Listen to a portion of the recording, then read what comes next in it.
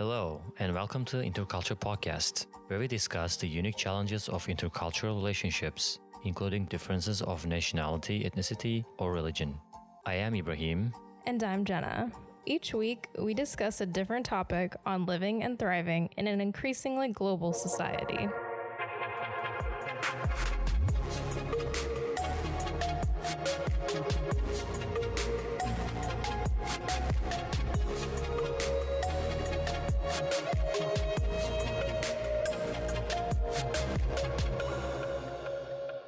Hello and welcome to Interculture Podcast. Hi, Ibo. Hi, how's it going? I've been socializing some more this week, as Yeah. I've told you about, and I'm feeling really good about that. Oh, awesome. What about you? I'm fine. I'm just feeling the same thing over and over again. It's pretty standard. Life's a drag, huh? Yeah, exactly. Weather's getting cooler every day, and then I think we're going to start seeing leaves changing color. Yeah. It's going to be a good moment to eat in the Central Park. Yeah. In coming days. I've already seen all the Instagram posts of people hanging out in Central Park. It's already coming. Oh, yeah. That's how you know. Exactly. That's how you know fall is here, is you'll see people posting their Central Park pictures to their stories. It's the true changing of the seasons. Yeah. Okay. Our topic today is about racial fetishization. Thank you for saying that because I cannot It's hard to say. pronounce the word. Yeah, it's a really interesting topic. There's a lot of meat to it. As I've noticed so far from the early days of my youth, movies in Hollywood did have a big indication of the race fetish. Yeah, definitely. The stereotypes of actors and actresses. People are typecast in Yeah. Hollywood based on their race. All the good characters mostly white. Yeah. And yeah, that's one aspect. But I think it all started with colonization. There was this fetishization about black women's bodies in the early 1800s. It's gross. It's It is really horrifying. Yeah, it is really horrifying. These guys go into Africa, during the early colonization years, taking black women's bodies when they die and putting them on display, like a novelty to look at. Looking at that, like a really horrifying side of history. It was a fucked up time. I also think on this topic, I always think about the opera Madama Butterfly. I don't know if you've ever seen it, but it's a really, really beautiful opera. Probably my favorite. But it's about an American soldier. He's stationed in Japan for a long time. He has this romance with a woman there. She has his child, and he's gone for years after the war is over. Uh-huh. And she's waiting for him for a long time and in love with him. And when he returns, he is married to a white woman. Like, he has a whole new life back in America. And there's different opinions about this show. And it ends tragically, obviously. For me, the message is that colonialization and invasion, it traumatizes people of other nations in lasting and horrifying ways. For some, the message is more like there's this idea of what an Asian woman represents in the minds of white Westerners. And this show is just kind of perpetuating that stereotype of this catering hypersexual Asian woman, whatever you want to say.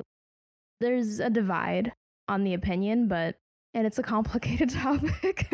I mean, I used to date an Asian girl before. I know. Did she ever talk about this? Feeling like fetishized by men in the past?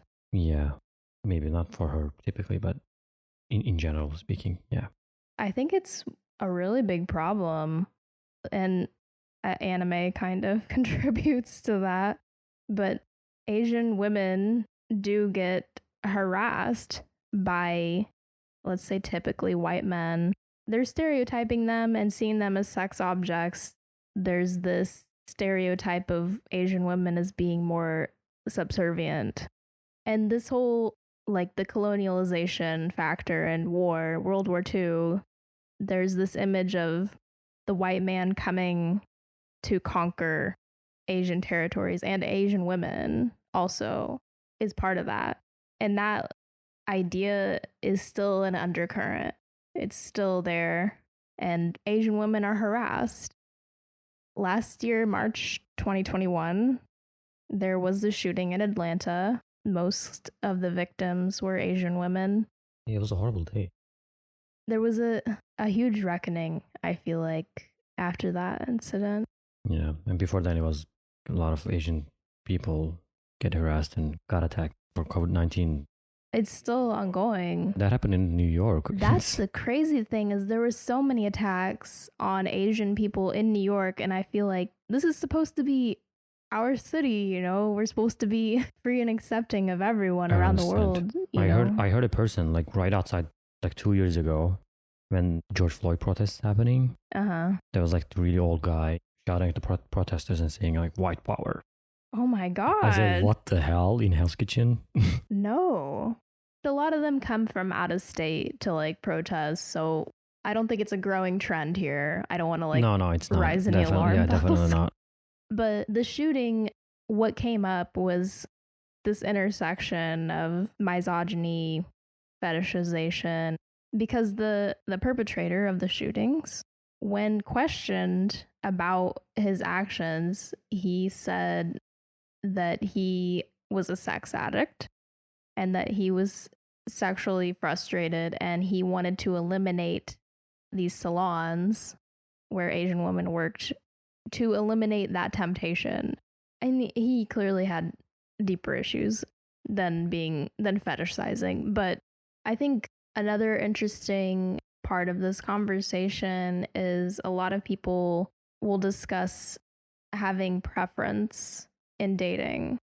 And I just prefer white girls or whatever, or something like that. And there's like a really fine line to be drawn between what is okay to express about your own sexual preferences versus what is dehumanizing behavior, fetishizing people, or just covert racism, essentially.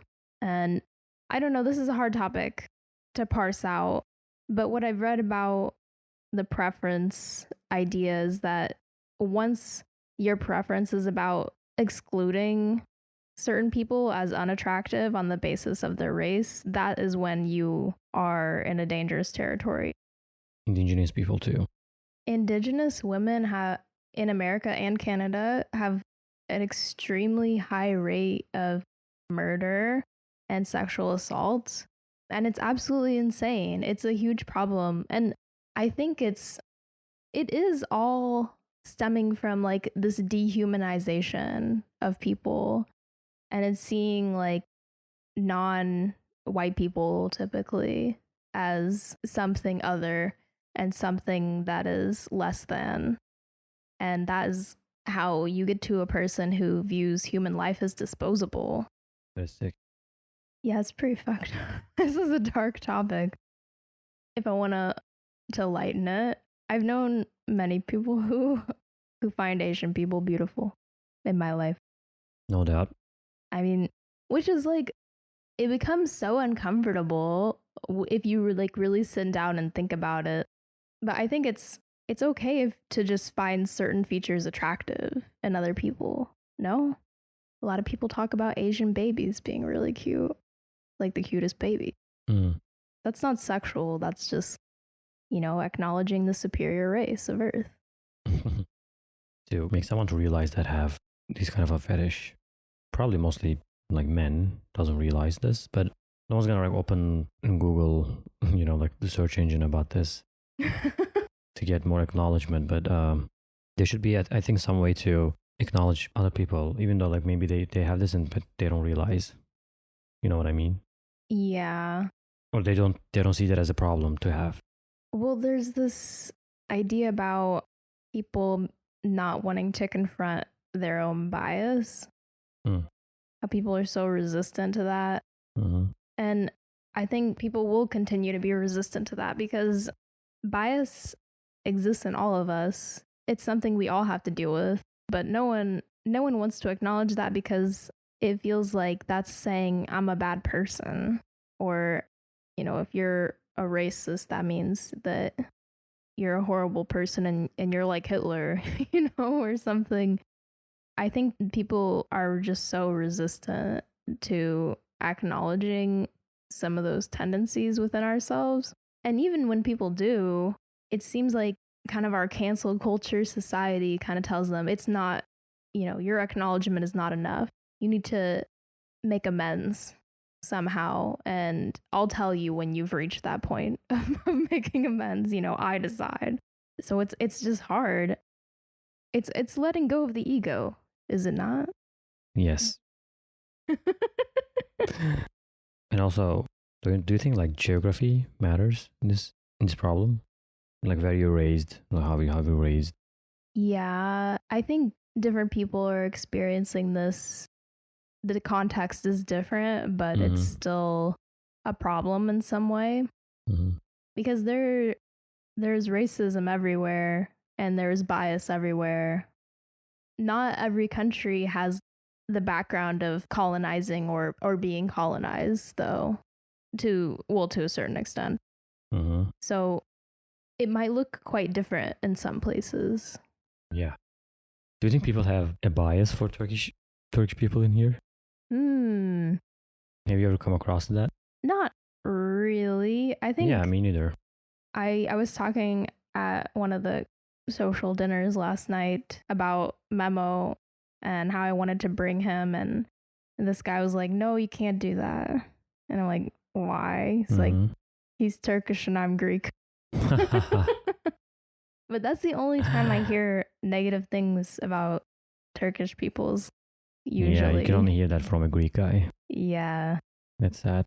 The only thing I would say on my end, people thinks that we speak Arabic Oh. and we live in a land Of camels? of camels and this desert, Oh, okay. And now I get what you're saying. It's a Oh, little like, less specific. Like if an American sees a guy from the Middle East, they're going to be like, "Oh, he's an Arab and he lives in the desert." I feel like because, that's just our picture of the Middle East basically. because I remember, funny fact, like maybe 12, 13 years ago, when Megan Fox, she came to Turkey she was gonna like act in a Doritos advertisement. Okay. And they were making interviews with her beforehand. She was saying that it was like first time that she been in Istanbul, Mm-hmm. and she knew like quite many things about Turkey too. She also knew that we had one of the first temples that ever built in the world. The Göbekli Tepe, Oh, okay, yeah. the east, like southeast from Turkey. Anyway, but I remember one thing that she said. She said she was like surprised that Istanbul has so many buildings. I think it didn't occur to her that Istanbul was a developed city. Didn't have like any skyscrapers or anything. That surprised me. Yes, we don't ride camels in Turkey. There are no camels, right? Or there's No, some? yeah, we do have camels, and Okay. we just don't ride them. We wrestle them. Oh god. Okay, well that sounds like animal abuse, but anyway, talking about like stereotyping anyone from the Middle East. Americans' vision of the Middle East is from the Iraq War, right? And I don't know, I feel like a lot of my childhood I was informed about the Middle East from the movie Aladdin. Have you seen it? Yeah, I haven't seen the Broadway show. I haven't seen the Broadway show. It is great. Really? Yeah, Maybe I'm you gonna should watch it. go. Especially Genie in that Broadway Okay. show. I saw the new live action Aladdin, and that was pretty good, I thought. But yeah, there was that survey that they conducted in America about, do you think that the United States should bomb Agrabah? And many people said yes, but Agrabah is a fictional city in Aladdin. That's Aladdin City. They want to kill Aladdin. How could they? Anyway, but they don't know. That's how little like some people know about the Middle East. Actually, I remember 2016, there was like one guy who was against Trump in the Republican Party. Okay. He was doing an interview in CNN with this reporter. They were asking about Syrian politics. They asked him like the place of Damascus, and then he thought that was in Iraq or Iran or something. He didn't think he didn't know that it was. I think I know what you're talking about. Yeah, he didn't know it was in Syria, and then yeah. Oh my God, that's embarrassing. Well, I really liked Aladdin. Aladdin is like the perfect female romanticizing male characters because he's a really good guy. In the beginning, we established that even though he worked really hard and almost got caught stealing food for himself, he just gave it away to these orphaned, homeless children. So he's a good guy, but he's like also on the run from the law. So he's kind of a bad boy, a little bit. But when Jasmine comes and he like opens up to him, he's like very understanding of her emotionally. He's like idealized characters that appeal to like female fantasy. And he like never wears a shirt. So I'm just saying maybe I have Aladdin to thank for my love of Middle Eastern Aladdin, men. yeah, you're funny Aladdin. I just watched that recently. That's why I'm like talking about it so much. But anyway. But that was an example for me, like how the media kind of informs our racial preferences. I think it's not going to get worse in the future. It's going to be worse? No, I don't think so. Oh, okay. I was like, geez, doom and gloom. No, I don't think so. I mean, in the past, you wouldn't see international weddings and much more people that getting married from different cultures. So, do you think that's related to fetishization? That's related to globalization. Yeah, right. The fetish would be like you like see them as like only as an object, like not. Yeah. You don't give any value to them, right? Well, the value you give to them is how they can satisfy your how they can sexual satisfy, right? desires. Okay, yeah. So that's what I thought. For black people too, like people of color, you don't have to be like just Asian for that. Even that can happen for white women too. I certainly don't see it happening for white women like being fetishized. Although, maybe this is a little personal, but Memo told me not too long after we started dating, I always wanted to date someone with this skin color, like so. He said that? Yeah, so light and like nice. That was the first time anyone ever said something like that to me. And I felt so uncomfortable at first because it's like white Americans, we kind of have this reckoning with our past, understanding how whiteness has been like glorified in our country since the beginning. And so to see someone say like, I like your whiteness, it's at first it's like, you're like, oh my God, Nazi, you know, like, which obviously he's not, but that was, your first initial reaction is like, oh my God, white supremacists, get out of here. I really am curious about like other people who are in interracial relationships. Maybe because you're his type. He said that. I hope I'm his type. I mean, yeah, you definitely are. I'm pretty sure, but he said that because he wanted to say that, not as a fetish. Not like right? saying like, oh, the white race. That's not what he was saying. Back into line with our topic. With stereotyping, it's kind of like this is your place in our society, putting these labels on people, on countries. It's like, yes, good job in fitting in the box that we made, and we're telling you to jump into it. It's fucked up. Definitely. In order to overcome this, there is a need of acknowledgement and awareness.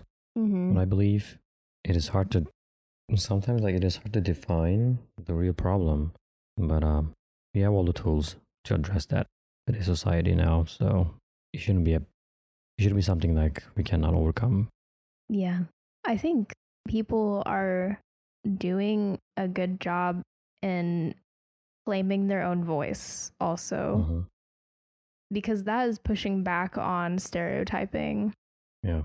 putting themselves out there and saying, this is who I am, this is what is important to me culturally, and saying, don't put me in a box.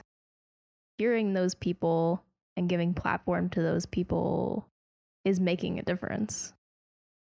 Do you feel like any discomfort over having racial preferences, I guess? If you have any, I'm not saying you do. Mean like dating or? Yeah. Mm. No, I don't. Not a fetish, but it's just I'm not saying it's a fetish. I don't have a type that I don't really care. Yeah. But I would say like I have a soft spot for Asian girls. My my old boss, everyone at work would talk about him behind his back that he like was obsessed with Asian girls. Mm. Always. No, I'm not obsessed, but yeah. And also like I'm like clean faced. I don't have that much of a facial hair. Mm-hmm. When I was on dating apps or something, I usually would match up with Asian people, like Asian girls. Oh, really?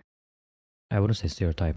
Everyone, of course, different, but they kind of like prefer like clean faced people, less hairy, I guess.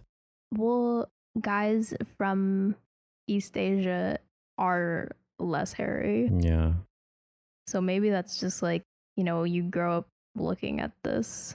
Yeah, it might be an indication, like might have an effect. But of course, everyone is different. Everyone has different preferences, of course. What I Yeah. just perceived so far might be wrong. Asian men are really having their moment right now in Hollywood, Mm-hmm. and I support it. Yeah. I've met many girls who love Asian guys, and I met someone on Hinge. You can actually, I don't know if this is still a feature, like it's been so long since I've been on dating apps, but you can like filter by race. Oh, Jesus, really? Yeah. At least it used to be. Maybe they got rid of it. I can't believe I'm saying Jesus. I'm like so into this. I think I'm like so into American culture. I love it. I can see myself like I'm like too American now that I must start saying Jesus. Oh man, too American. That's another topic we should get into one day. I love it. It makes me laugh. My mom shouldn't hear this that I'm saying. Oh no. Okay, sorry to cut you off. No, you're fine. That's so funny.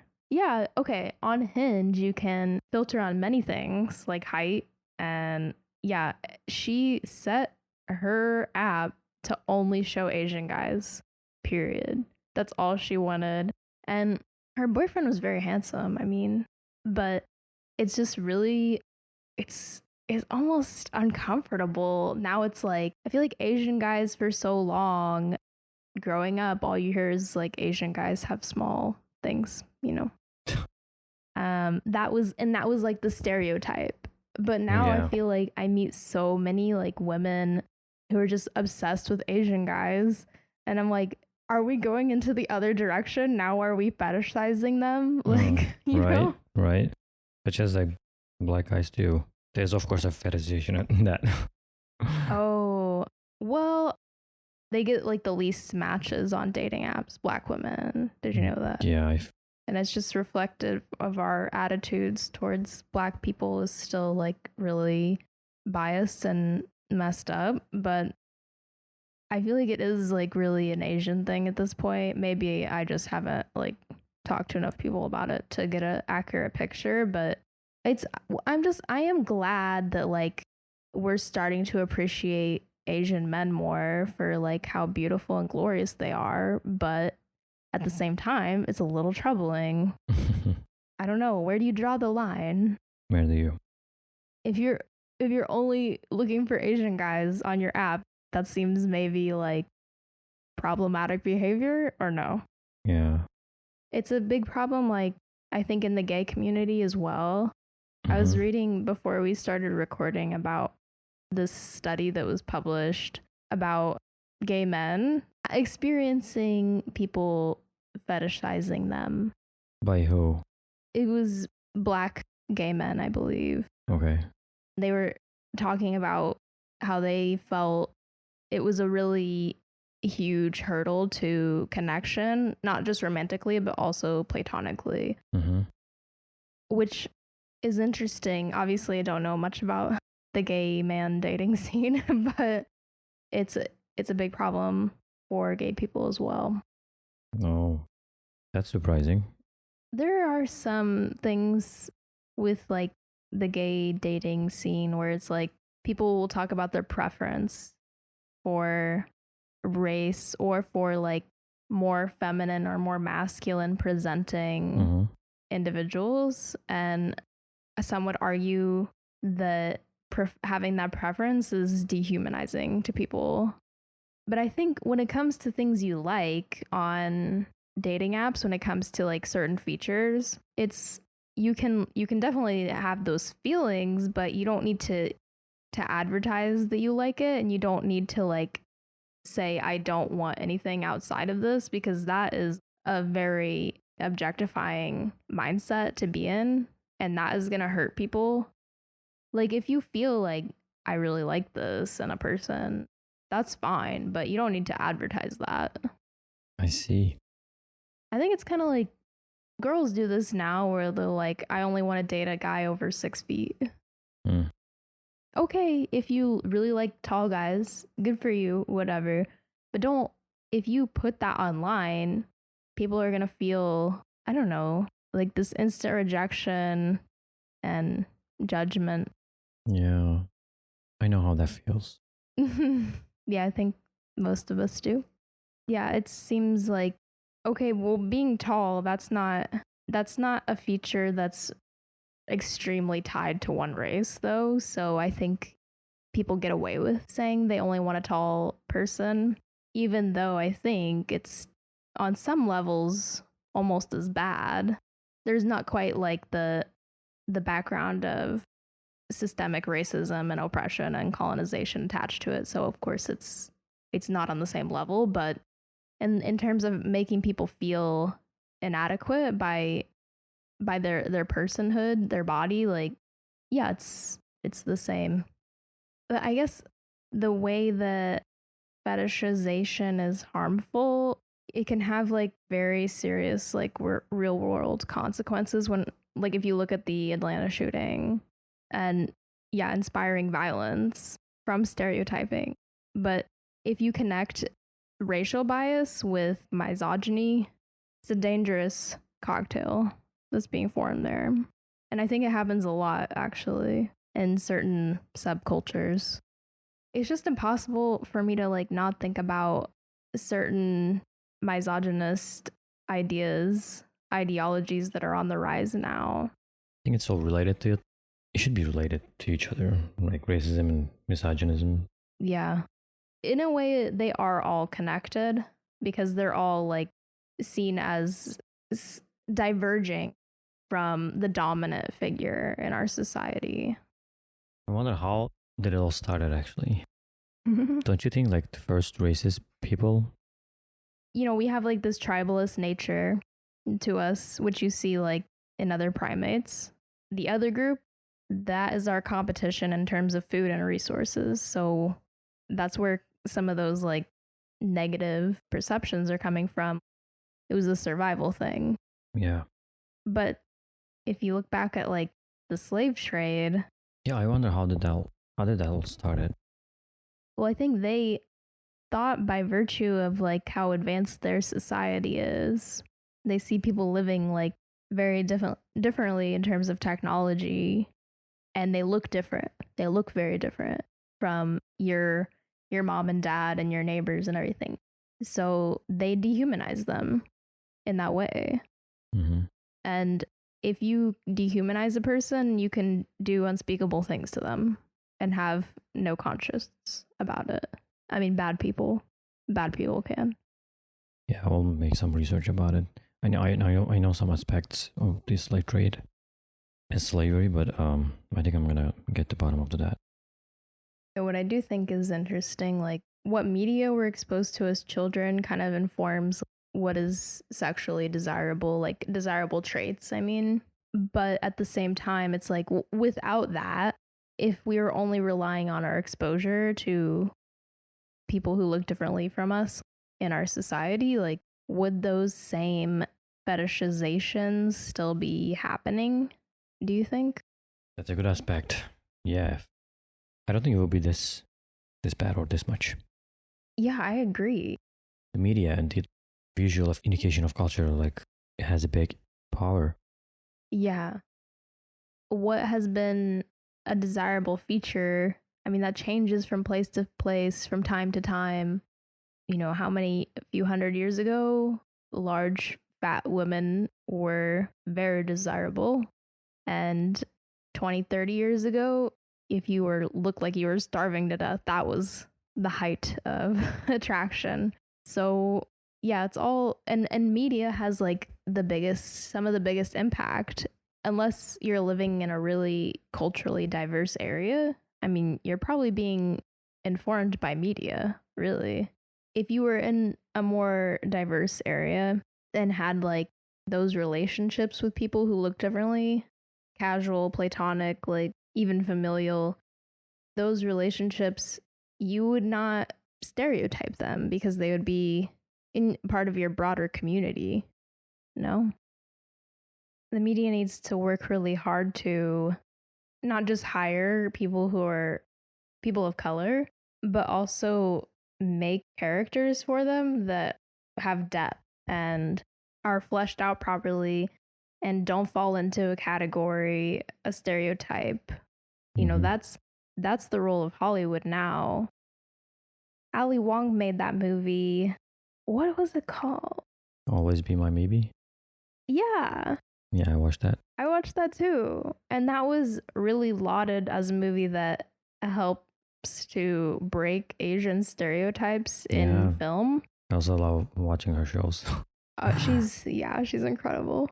But more movies like that, where we can see people of color living their normal everyday lives.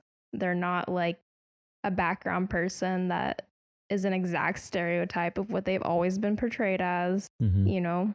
That's an important and necessary change. Yeah, totally agree.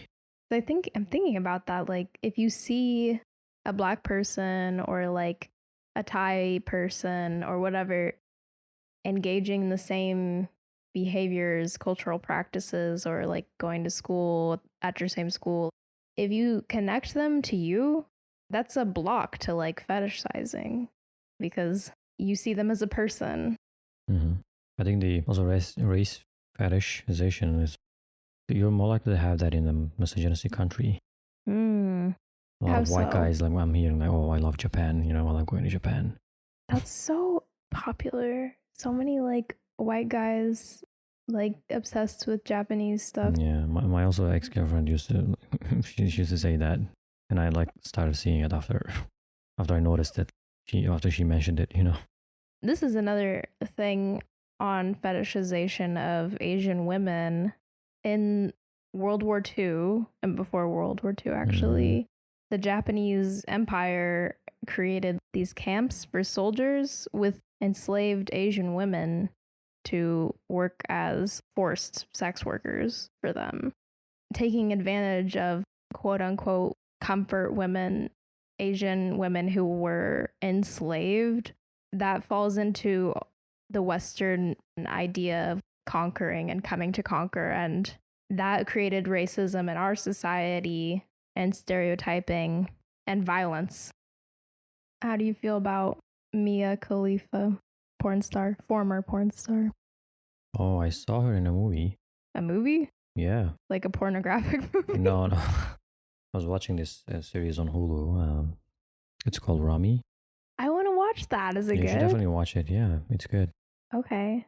I've been But wanting to watch it. there has been a lot of like criticizing about the series also. But I guess what he did is, I mean, I like it.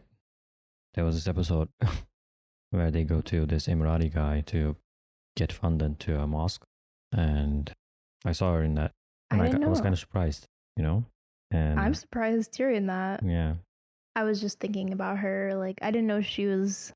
she's still getting death threats by ISIS. They're still out there. Like, she's a very interesting person.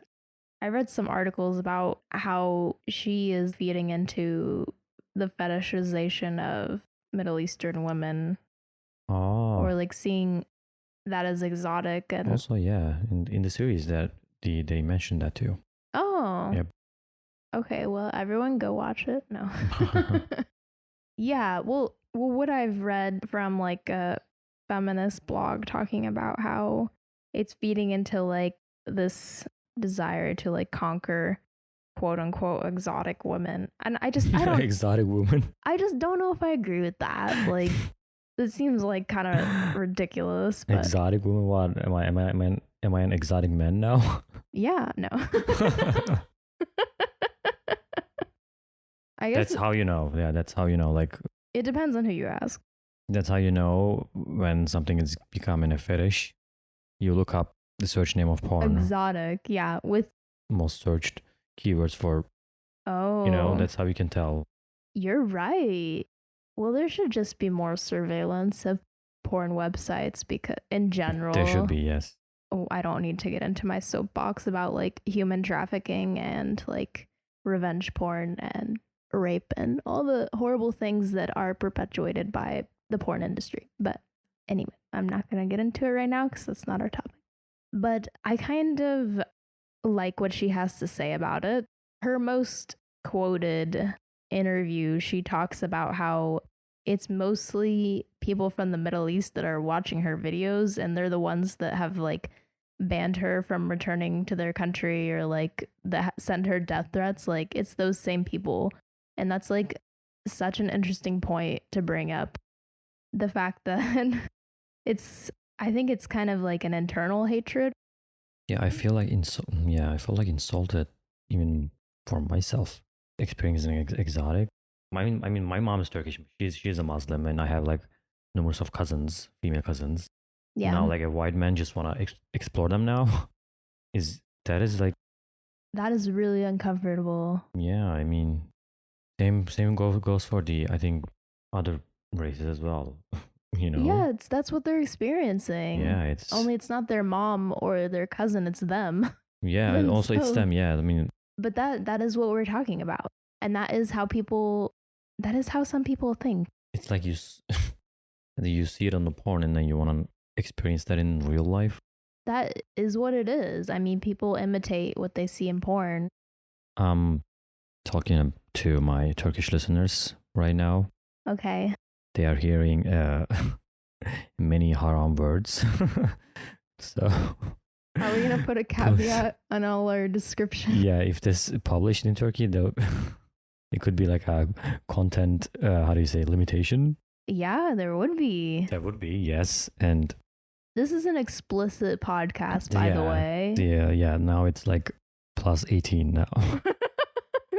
It was always plus 18, no? I don't know. It's plus 18 for Turkish listeners now. So my countrymen, if you're not open-minded enough, please don't, don't DM me. There are many open-minded people in Turkey, I know. They just don't get enough media attention. No comment. There are. No, I see them, Topics of sexuality and this thing, like it's kind of a taboo. I would want to hear what other people think about this. Yeah. We can't really talk because either of us hasn't really experienced being fetishized by someone, right? I guess I don't think so, as far as I know. I feel like you would know if it had happened, right? I mean, you can't know what someone's thinking, obviously, but if you'd been treated a certain way, I feel like you would be like, I wonder if they're like into me because of like my accent or I don't know. Oh, no. Not by woman. Oh, well. At least. Hopefully in the future we can hear from people who have more of an experience and perspective on this, because we ourselves haven't experienced being fetishized by someone. Maybe we've noticed it happening and happening in our loved ones as well, but it's different than actually experiencing it yourself. So I do want to acknowledge that. some people are turning that into their advantage. I'm talking about content creators. Yeah. Yeah, like people trying to appear racially different than they are, or if they are belonging to one race, like trying to. I'm sure there are some women who try to like amplify that to cater to an audience that is fetishizing that race. Like that's another point, that's just perpetuating the stereotype. It has like a stronghold over people's biases if you link it to sex. So I think that's really problematic, and I don't agree with doing that. Well, I think we're reaching the end of our discussion. Yeah. Thank you for listening, and we will be back next week. See you, I think, next podcast. Sorry. I always okay. Just I'm gonna do this basic. Yeah. See you next week. Yeah, we'll be there.